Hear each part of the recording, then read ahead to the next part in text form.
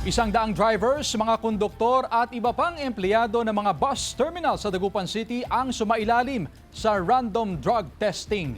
Balitang tinutukan ni Sandy Salvacio.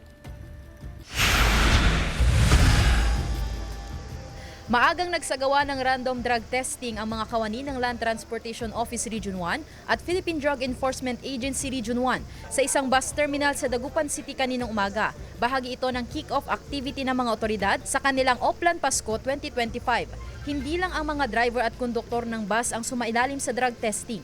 Kasama rin ang mga driver ng van, tricycle at modern jeepneys. So ginagawa po namin itong random drug testing na to para masigurado natin na drug-free ang ating kakalasadahan. Nasa 100 mga driver, konduktor at empleyado ng mga pampublikong transportasyon ang isinailalim sa random drug testing.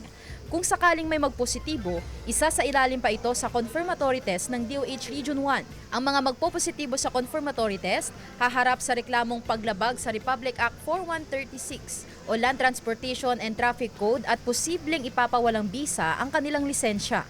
Kasi alang-alang po sa mga passengers, dapat safe po yung biyahe na wala pong makikita na gumagamit ng drugs po. Okay naman ma'am, para malaman natin kung sino yung mga ma'am. Okay sa drug test, ganun ma'am. Nagsagawa rin ng sweeping ang PDEA K9 unit. Ang purpose naman nito is to make sure na itong transport terminals natin walang illegal drugs. Actually kasama dito yung ating mga courier companies. So iniikutan din nila ngayon.